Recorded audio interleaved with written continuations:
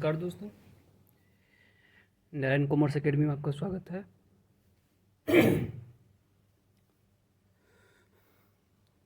दोस्तों,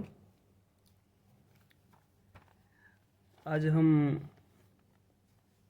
BPSC mains में एक क्वेश्चन पूछा गया था, थ्योरी क्वेश्चन है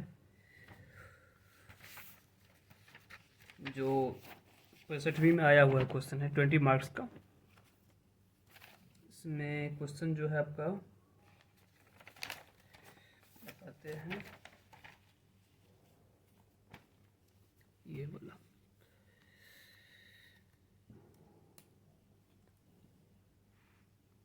ये 2 का बी जो है, explain intrinsic value of shares with suitable example. 20 marks के क्वेश्चन है, ठीक है, विद एक सुटेबल एग्जाम्पल। तो इसका थ्योरी हम आप लोगों को बताएंगे, थ्योरी नोट्स भी करा देंगे, और साथ में एक छोटा सा इसका प्रैक्टिकल क्वेश्चन कर लेंगे, जिससे पूरा का पूरा जो क्लियरिटी है इस कॉन्सेप्ट को लेकर वो आप लोगों का क्लियर हो जाएगा। अगर ये क्वेश्चन आता है तो एक छोटा सा प्रैक्टिकल, अगर आप करना चाहें तो एक छोटा सा प्रैक्टिकल क्वेश्चन अपने मन से भी तैयार करके उसका सॉल्यूशन आप अपने आंसर में उसको इंक्लूड कर सकते हैं, क्योंकि यहाँ पे बोला गया है कि सूटेबल एग्जाम्पल। तो सबसे पहले इसके बारे में आपको पता होना चाहिए ये इंट्रिंसिक वैल्यू होता क्या है। तो पहले कुछ देर मैं जो बोलूँगा आप लोगों को बस सुनना है, ठीक है। इसके बाद मैं कुछ आप पॉइंट आपको लिखाऊंगा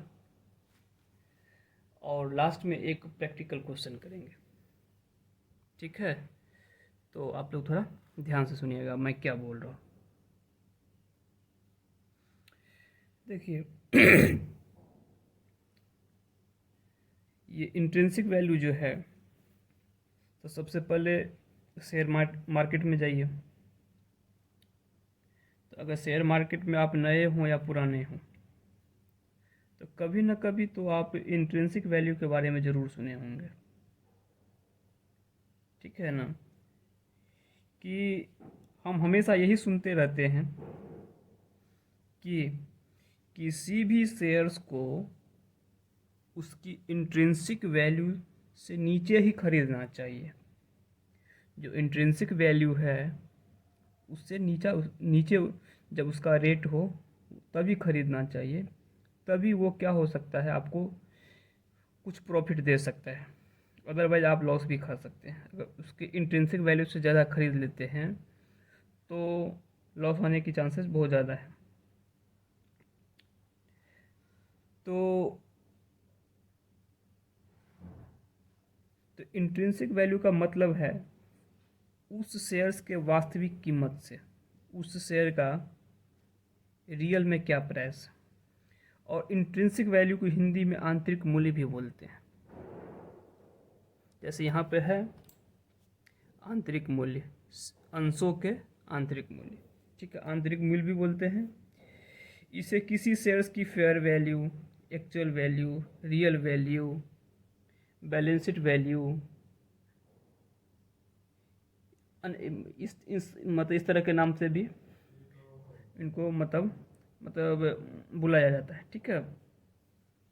तो किसी स्टॉक का मतलब यहाँ पे हो गया शेयर्स का।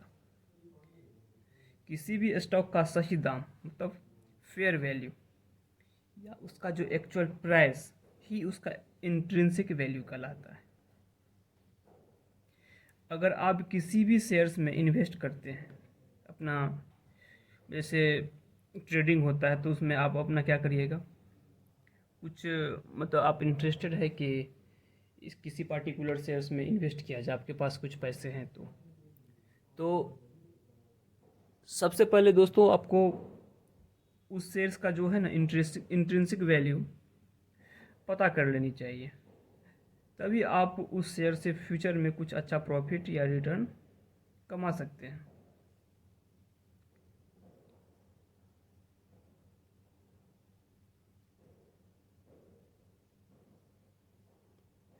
तो देखिए,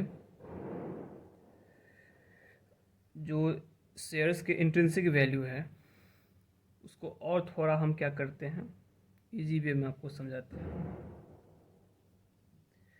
तो जो शेयर्स किसी भी शेयर्स की इंट्रिंसिक वैल्यू है वो उस शेयर्स की जो करंट मार्केट वैल्यू है उससे ज़्यादा भी हो सकती है और कम भी हो सकती है। और इससे पहले मैंने बताया भी था कि जो स्टॉक की जो इंट्रिंसिक वैल्यू है उस शेयर्स की सही कीमत होती है। ठीक है, उस शेयर की एक्चुअल में क्या वैल्यू है वो हमें कौन बताता है, इंट्रिंसिक वैल्यू बताता है। तो इसका प्रैक्टिकल तो वैसे बहुत इजी है। ठीक है, बहुत इजी है, समझा देंगे एक क्वेश्चन करके, तो आप लोग आराम से कर लीजिएगा। तो अब इंट्रिंसिक वैल्यू को समझना क्यों ज़रूरी है उसके बारे में थोड़ा बहुत मैंने आपको पहले भी बताया, उसके बारे में अभी थोड़ा कुछ और भी बता देते हैं। तो जैसे एक छोटा सा एग्जांपल लेते हैं कि मान लीजिए आप बाज़ार में सब्ज़ी खरीदने जाते हैं, तो दुकानदार क्या करता है, जो सब्ज़ी की जो वास्तविक कीमत है से थोड़ा ज़्यादा या महंगा दाम आपको बताता है। तो आप फिर क्या करते हैं, सब्ज़ी वाले से मोल भाव करते हैं और उसकी सही कीमत को लगाने को बोलते हो।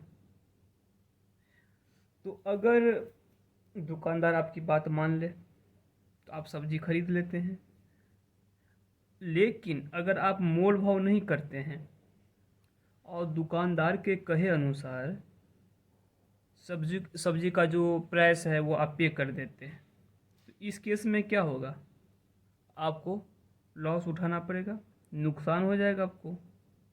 लेकिन आप अगर वहाँ पे थोड़ा सा समझदारी दिखाएंगे तो आपको लॉस से बच पाइएगा।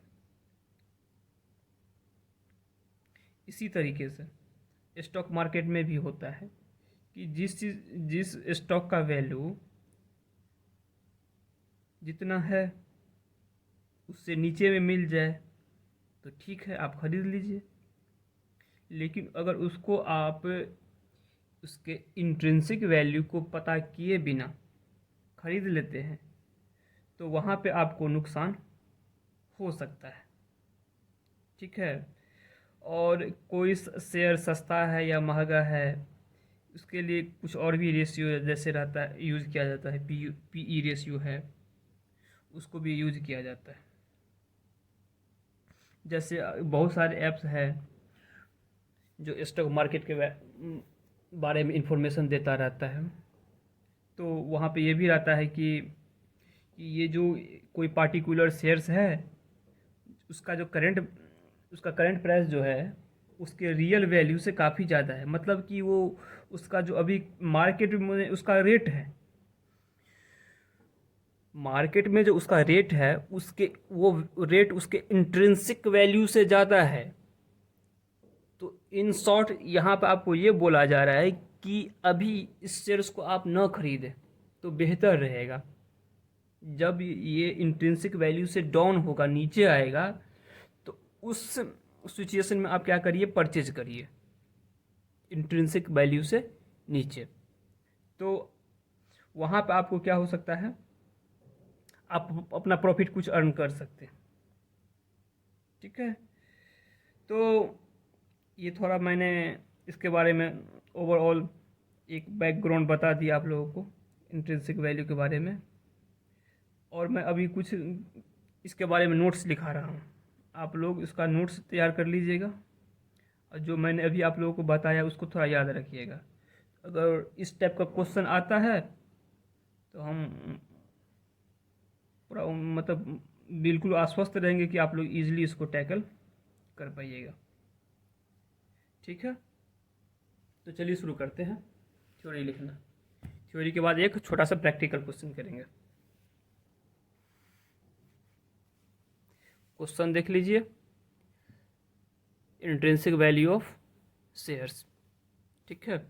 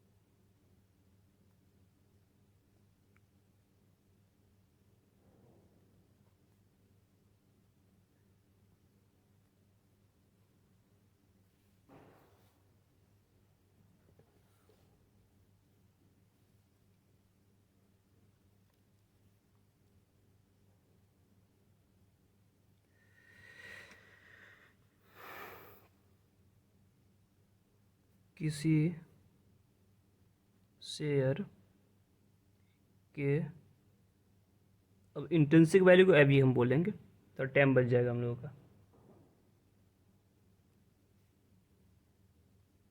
का मतलब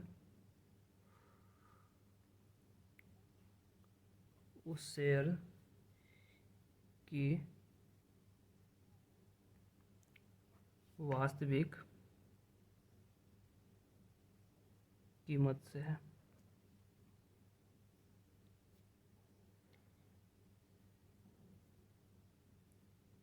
इसे आंतरिक मूल्य भी कहा जाता है।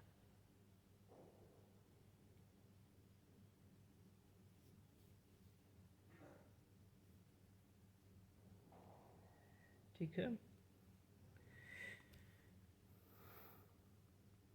इसे अन्य नामों जैसे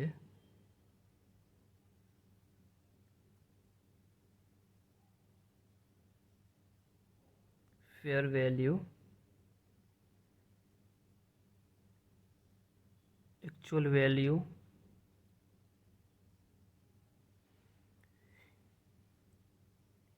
रियल वैल्यू,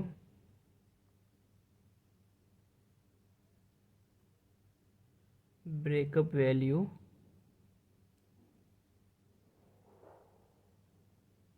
ठीक है, आदि नामों से भी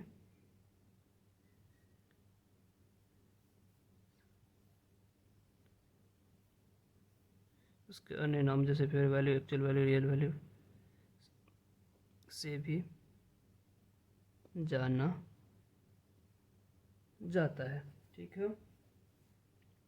इसका मतलब हुआ कि इससे अन्य नाम जो इसका फेयर वैल्यू है, एक्चुअल वैल्यू है, रियल वैल्यू है, ब्रेकअप वैल्यू है, उसे ही क्या कहते हैं, वही इंट्रिंसिक वैल्यू। ठीक है दोस्तों।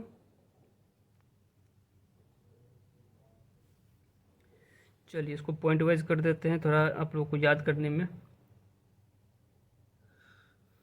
अच्छा रहेगा। अब इसका दूसरा पॉइंट है, इस विधि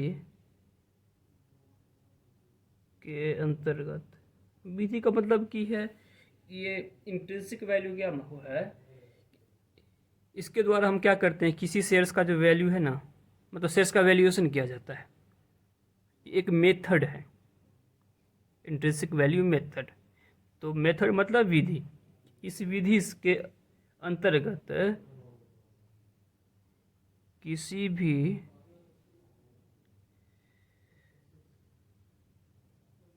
कंपनी के पूरे संपत्ति जिसमें गुडविल और नॉन ट्रेडिंग एसेट्स भी शामिल होते हैं को कंपनी के इक्विटी शेयर्स की संख्या से विभाजित कर IB की गणना की जाती है। अब देखिए यहाँ पर तो आप लोगों को गुडविल के बारे में पता है, गुडविल क्या होता है। इसका क्वेश्चन भी गुडविल के बारे में एक बार आया हुआ है, तो उसको हम देख लेंगे। अब एक है नॉन ट्रेडिंग एसेट्स है, इसके बारे में हम थोड़ा सा बता देते हैं। नॉन ट्रेडिंग एसेट, देखिए ट्रेडिंग एसेट्स मतलब क्या है कि जो कंपनी जिस बिजनेस में इन्वॉल्व है उस बिजनेस के ऑपरेशंस जो भी एसेट्स रिलेटेड है, डायरेक्टली मतलब कनेक्टेड है, डायरेक्टली हो या इनडायरेक्टली, उसके ऑपरेशन से, वो ट्रेडिंग एसेट्स हो गया। जैसे कोई मैन्युफैक्चरिंग कंपनी है, कुछ मैन्युफैक्चर करती है, तो मैन्युफैक्चरिंग में क्या क्या आ जाता है? मशीन चाहिए, मशीन हो गया, फर्नीचर हो गया, फिक्चर हो गया, computer, laptop, printer, this that, ये सब है। ये डायरेक्टली क्या है, इससे उसके मतलब ऑपरेशन से रिलेटेड है, तो ये ट्रेडिंग एसेट्स है। लेकिन कंपनी क्या करती है, पैसे को शेयर मार्केट में इन्वेस्ट कर देती है, डिवेंचर में इन्वेस्ट करती है, गवर्नमेंट सिक्योरिटीज़ में इन्वेस्ट करती है। तो ये सब जो इन्वेस्टमेंट है, जो बिल्डिंग में पैसा लगा वो भी इन्वेस्टमेंट है, फर्नीचर में लगा है वो भी इन्वेस्टमेंट है, मशीनरी में जो लगा है वो भी इन्वेस्टमेंट है। बट वो सब जो लगा है वो डायरेक्टली क्या है, ऑपरेशन से रिलेटेड है। लेकिन ये जो शेयर मार्केट में इन्वेस्ट हो रहा है, गवर्नमेंट बॉन्ड में इन्वेस्ट हो रहा है, गवर्नमेंट सिक्योरिटीज़ में हो रहा है, डिवेंचर में हो रहा है, ये सब जो है इन्वेस्टमेंट तो है, लेकिन नॉन ट्रेडिंग है, नॉन ट्रेडिंग इन्वेस्टमेंट है। नॉन ट्रेडिंग इन्वेस्टमेंट नहीं, इसको नहीं बोल सकते, नॉन ट्रेडिंग एसेट्स है। तो इस तरीके से आप दो तरीके जो एसेट्स है उसका क्लासिफिकेशन भी कर सकते हैं, trading assets, non trading assets. ठीक है, चलिए आगे बढ़ते हैं।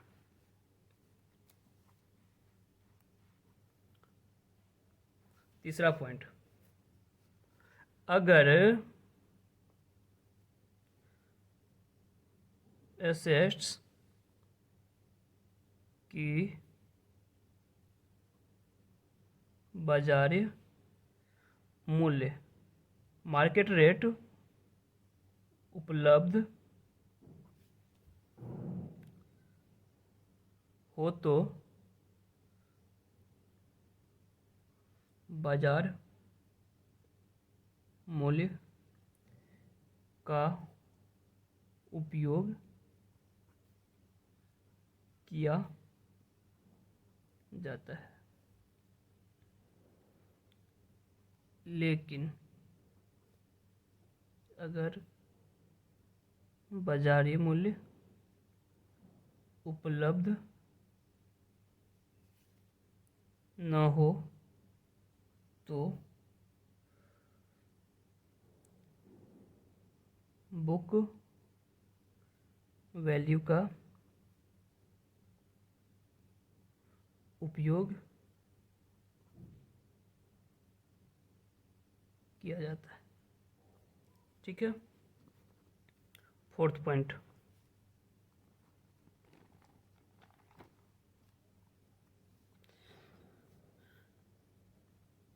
नेट एसेट्स की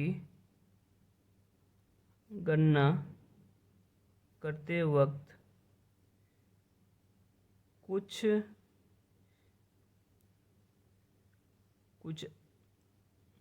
हिंदी में इसको क्या बोलिएगा,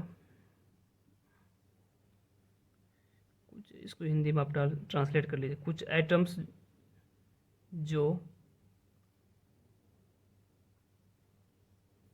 बैलेंस शीट के एसेट्स वाले भाग में दिखाई देता है, जैसे प्रिलिमिनरी एक्सपेंसेस है, ठीक है, प्रॉफिट एंड लॉस अकाउंट जो डेबिट है, लॉस का जो पार्ट रहता है, ठीक है, को शामिल नहीं किया जाता है। इसका फिफ्थ पॉइंट हो गया, लायबिलिटीज पेबल जो थर्ड पार्टी को दे है,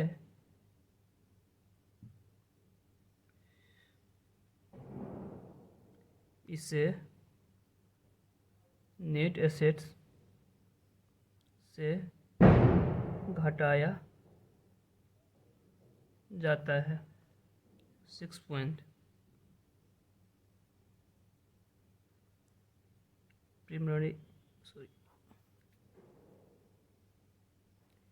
प्रीफरेंस शेयर कैपिटल को नेट एसेट्स से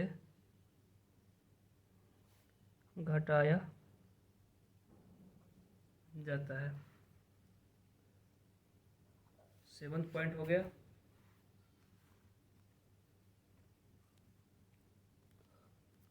इसको आप लोग नोट कर लीजिए। एक पॉइंट और बनता है,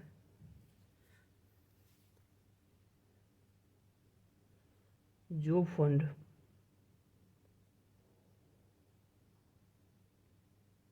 इक्विटी शेयर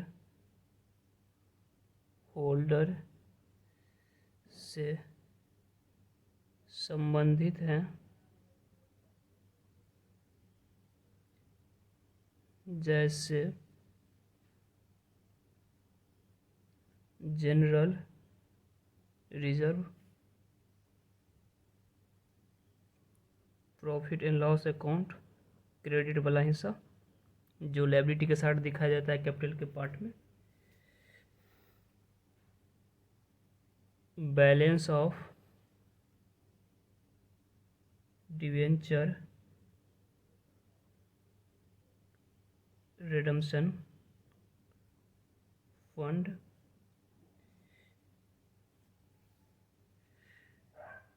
डिविडेंड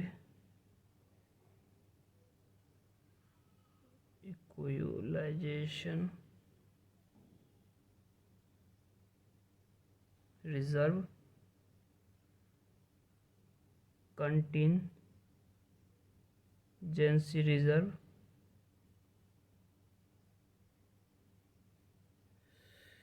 को नेट एसेट्स के वैल्यू से घटाया नहीं जाता, क्योंकि ये सारे के सारे जो आइटम्स हैं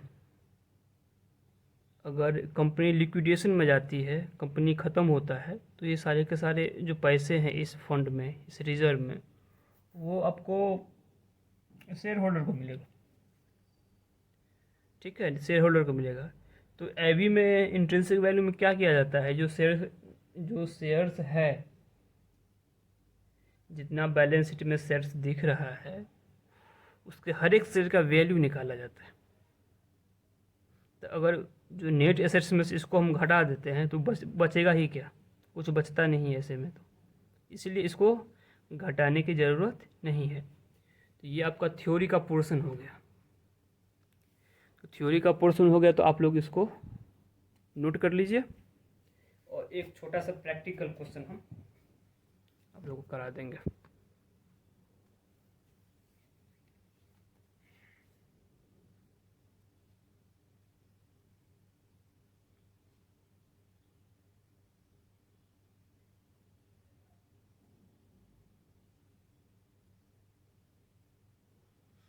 अगर ये थ्योरी आप लोगों को समझ में आ गया है, तो प्रैक्टिकल क्वेश्चन जो अभी हम आपको कराने वाले हैं वो आप इजीली कर लीजिएगा।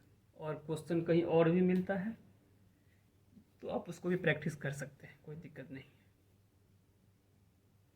आई थिंक आप लोगों ने नोट कर लिया, ठीक है। नहीं तो अगर किन्हीं का नहीं हुआ है तो वो अपना क्या करेंगे, पॉज कर लेंगे वीडियो को और नोट कर लेंगे। इम्पोर्टेंट थ्योरी है, काइंडली इसको स्किप ना किया जाए।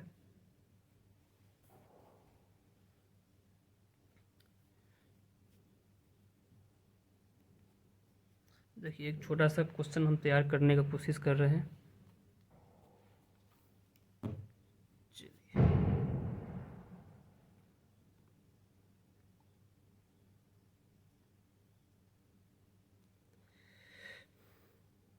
क्वेश्चन है आपका,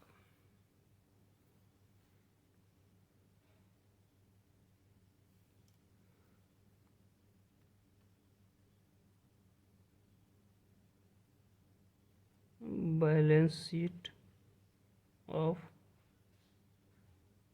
सुगा limited. Balance sheet of Suga limited, ठीक है।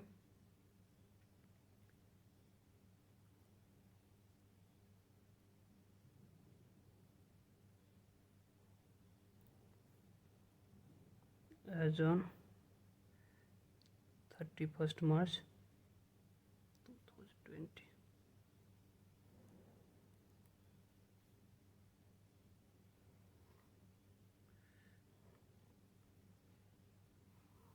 मेरा ड्राइंग गंदा है, मैनेज कर लीजिएगा।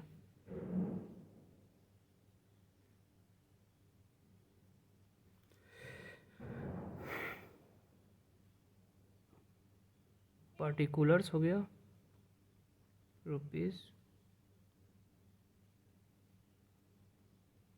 ठीक है। अब है पहला आइटम होगा यहाँ 8% preference share capital of ₹100 each, ठीक है। 1,00,000 रुपये की।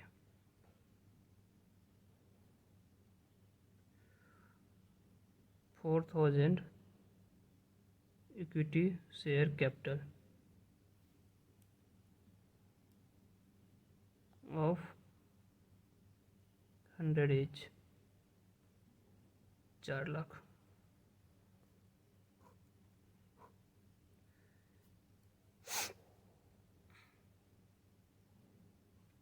रिजर्व है 1,50,000 रुपये। प्रॉफिट एंड लॉस अकाउंट है 5,10,000। क्रेडिटर्स है 48,000।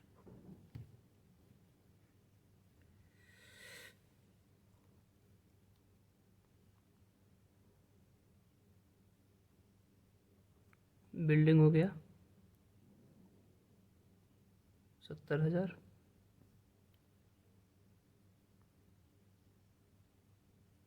Furniture 3,000 stock market value 4.5 lakh रुपये। इन्वेस्टमेंट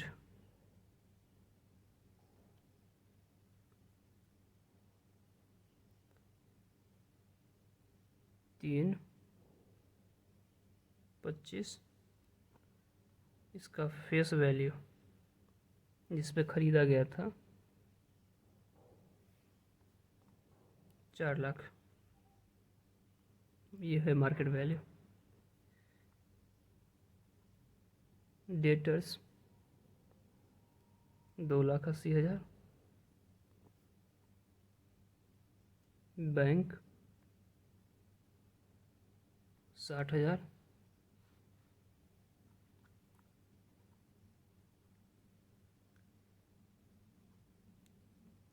प्राइमरी एक्सपेंस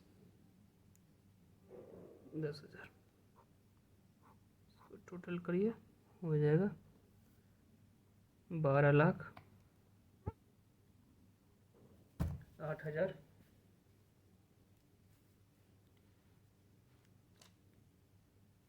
इधर हो गया 12,08,000। ठीक है।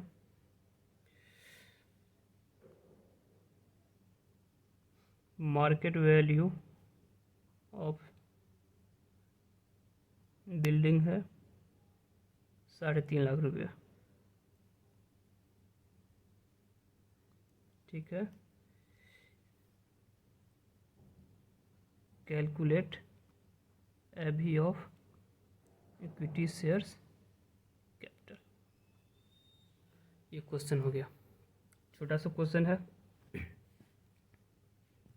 बस प्रैक्टिस के लिए है।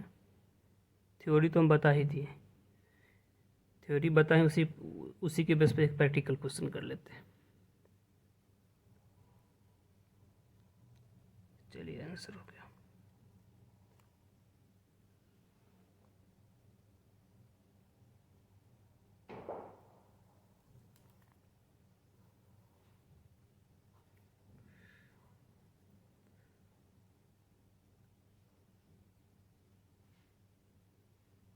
पार्टिकुलर्स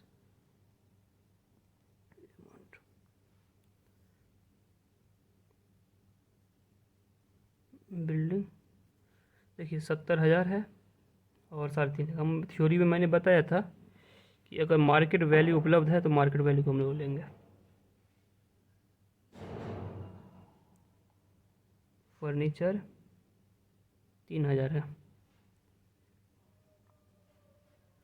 स्टॉक 4.5 लाख रुपये।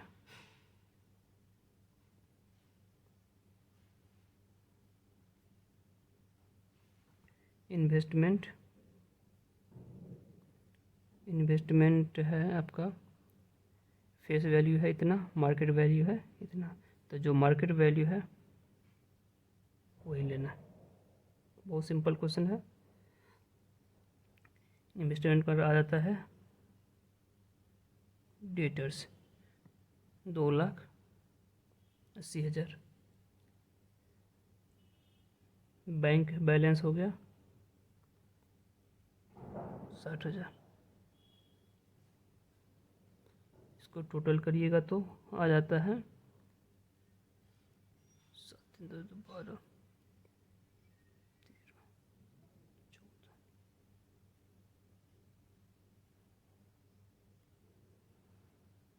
14,78,000। इसको हम थ्योरी में बता दें, इसको कंसीडर करना ही नहीं, प्री एक्सपेंस को तो नहीं लिए हैं। नेट एसेट्स इतना का है, लेस पहला आइटम यहाँ पे प्रेफरेंस शेयर कैपिटल, इसको आप नेट एसेट्स नहीं, टोटल एसेट्स हो गया। और इसमें से हम क्या करेंगे, सबसे पहले जो आउटसाइडर वाला है क्रेडिटर्स, उसको लेस करेंगे। तो क्रेडिटर्स आपका है 48,000 रुपये, 48,000 रुपये, तो बच जाता है 14,30,000। अब ये हमारा आ जाता है नेट एसेट्स। इसमें से करना क्या है, लेस प्रेफरेंस शेयर कैपिटल, उसको हम क्या करेंगे, लेस कर देंगे।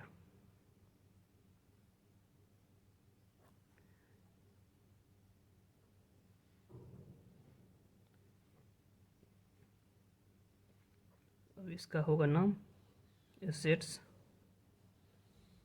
Available to equity share holder.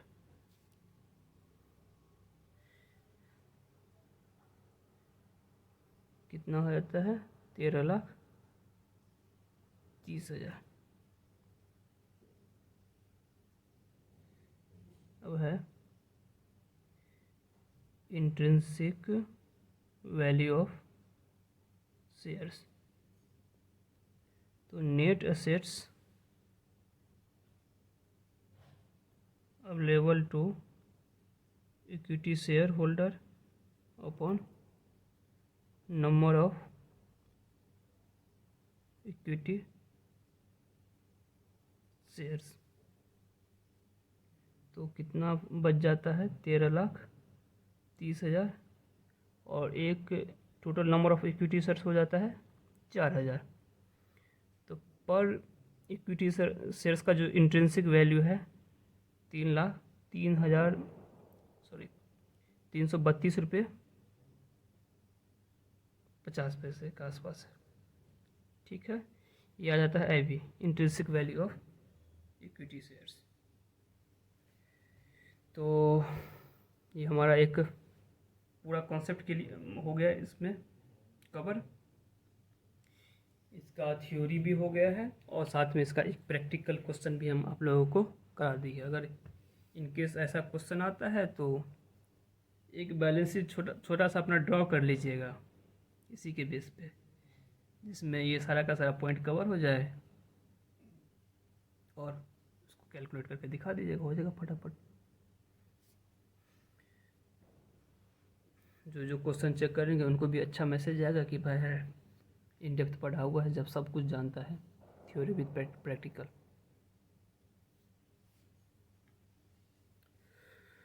तो आप लोग नोट कर लिए हैं। फिर भी अगर कुछ दिक्कत हो, हम तो अपने एंड से इसके IB को लेकर जो जानते थे आप लोगों को बता दिए हैं। ठीक है, और आप लोग भी कुछ जानते हैं तो बताइए, कोई दिक्कत नहीं, आप लोगों के कमेंट का हम स्वागत करते हैं।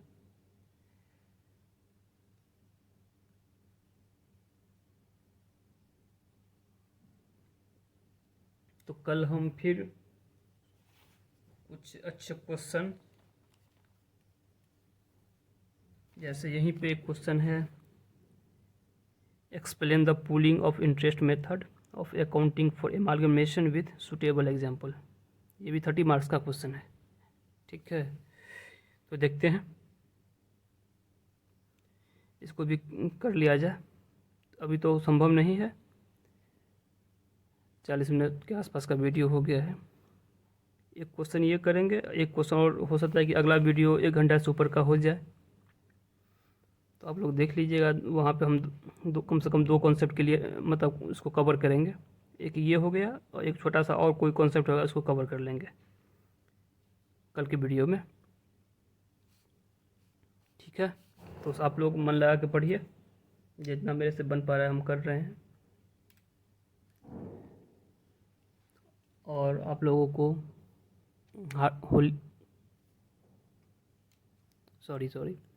आप लोगों को दिवाली